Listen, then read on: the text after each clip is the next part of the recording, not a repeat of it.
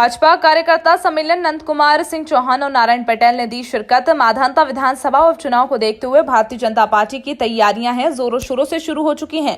शनिवार को माधांता विधानसभा क्षेत्र में भाजपा सांसद नंद कुमार सिंह चौहान, संभागीय संगठन मंत्री जयपाल सिंह चावड़ा और हाल ही में कांग्रेस छोड़कर भाजपा की सदस्यता लेने वाले पूर्व विधायक नारायण पटेल कार्यकर्ताओं के बीच में मौजूद रहे। माधांता विधानसभा क्षेत्र में पुनासा मुंदी और हाथिया बाबा कार्यकर्ताओं के साथ और अन्य वरिष्ठ नेताओं की चुनावी तैयारियों के साथ ही सांसद ने आगामी चुनाव में भारतीय जनता पार्टी को जिताने के लिए कार्यकर्ताओं से आह्वान किया और कहा कि माधांता उपचुनाव में भारतीय जनता पार्टी को जिताकर प्रदेश में शिवराज सरकार को मजबूत करना है। माधांता उपचुनाव में नंद कुमार सिंह चौहान ने घोषणा करते हुए कहा कि आगामी उपचुनाव में भारतीय जनता पार्टी की तरफ से पूर्व विधायक नारायण पटेल होंगे भाजपा उम्मीदवार। वहीं नारायण पटेल के विषय में सांसद चौहान ने कहा कि बातें पुरानी सारी भूलकर हमें हमारे परिवार में शामिल नारायण पटेल गीता कर कांग्रेस के मुंह पर जोरदार तमाचा मारना चाहिए, जिससे नारायण पटेल उत्तर प्रदेश में मुख्यमंत्री शिवराज सिंह चौहान की स्थायी सरकार बनाने में महत्वपूर्ण साबित होंगे। वहीं नारायण पटेल ने भी कहा कि क्षेत्र के विकास की गति पिछले 15 महीनों में रुक गई थी, लेकिन अब भारतीय जनता पार्टी में आने के बाद में माधांता विधानसभा क्षेत्र में विकास के लिए हर संभव प्रयास करूंगा। और मुख्यमंत्री शिवराज सिंह चौहान ने मुझसे कहा है कि माधांता में विकास की बयार शीघ्र ही बहेगी। खंडवा जिला से संवाददाता अंकित राठौर की रिपोर्ट। कांग्रेस लगातार हमले कर रही है, बिका हुआ नेता बता रही है आपको, क्या कहना चाहेंगे आप? देखिए, कांग्रेस के पास मैंने अभी कहा घायल साहब की तरह है। उनके पास केवल मेरे खिलाफ में 2 मुद्दे हैं और वो 2 मुद्दे लेकर मेरे से मतलब नहीं, 27 जगह 25 जगह इन्हीं मुद्दों के लेकर जाएगी। एक तो है बिकाऊ लाल और दूसरा कहेंगे गद्दार। मैं मेरे जीवन में आज यहाँ पे बैठकर चैलेंज करता हूँ कि 1995 से ये 2020 तक चल रहा है।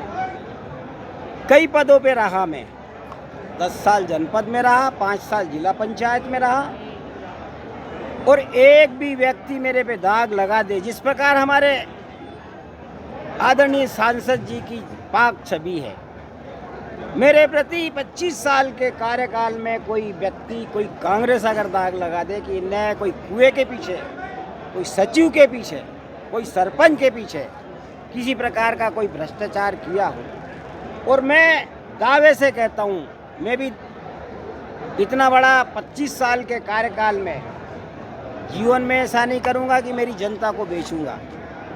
हाँ, जनता को बेचा इसलिए कि क्षेत्र के विकास के लिए हमारे आदरणीय सांसद जी के माध्यम से अब कितने करोड़ लाते हैं, उसके लिए मैं बिकाऊं, काम के लिए मैं बिकाऊं। बाकी वो कह रहे हैं गद्दार।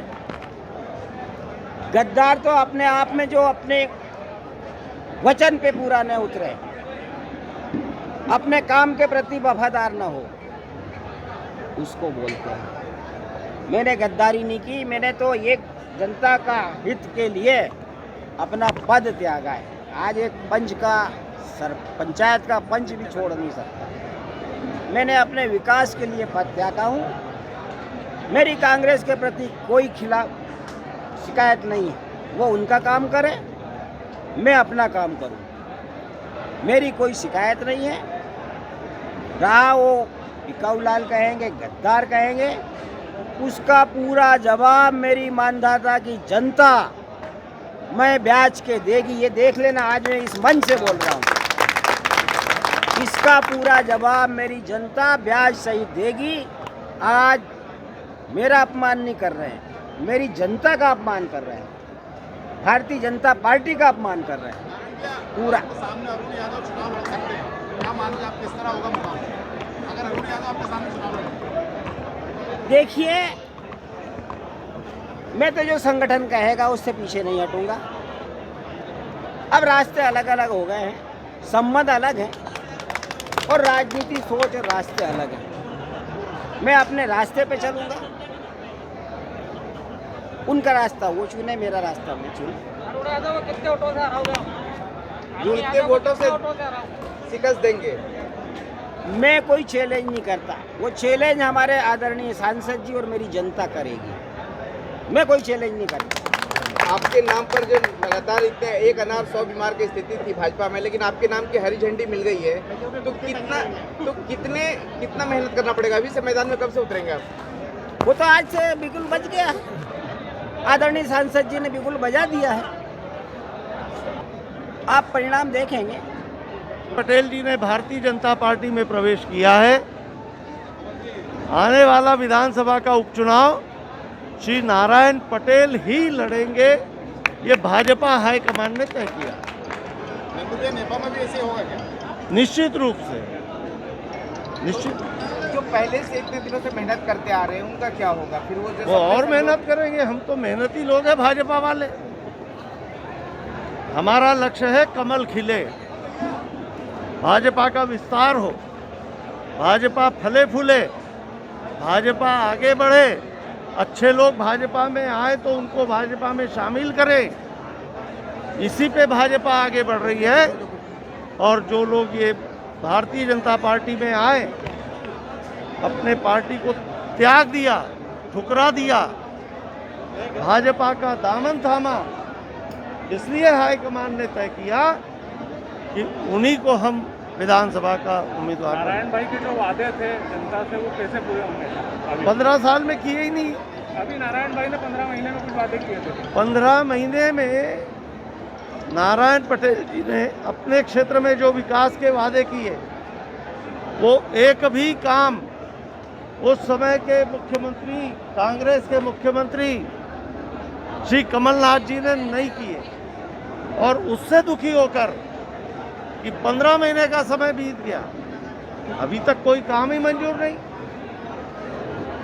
संत सिंघा महाराज की समाधि स्थल को पर्यटन स्थल घोषित करने का 20,000 लोगों में यहाँ वचन दिया, अभी तक कुछ नहीं। कर्ज माफी से लेकर कन्यादान योजना के पैसों से लेकर सब मामले में जनता दुखी थी। और वो ग्रामीण पृष्ठभूमि के नेता है, और इसलिए उन्होंने ये तय किया कि अब मेरा शेष काल भारतीय जनता पार्टी के साथ में विकास के लिए खड़ा हो जाऊं। लेकिन जैसे ही वो भाजपा में आए तो हाईकमान ने कहा कि आप ही हमारे उम्मीदवार हैं। 26 के चुनाव होंगे कि और भी लोग हैं वेटिंग में भी आने के लिए? अब ये तो हाईकमान जाने। मैं तो यहाँ का सांसद हूँ, इस संबंध में मैं कुछ नहीं कह सकता। भैया अरुण यादव अगर यहाँ सामने चुनाव लड़ते हैं तो क्या स्थिति बनेगी? देखिए, कोई भी लड़े, यहाँ चुनाव भाजपा लड़ेंगी। एक एक कार्यकर्ता यहाँ चुनाव लड़ेगा। नारायण भाई अकेले नहीं है, इनकी ताकत भाजपा के वो हजारों कार्यकर्ता हैं।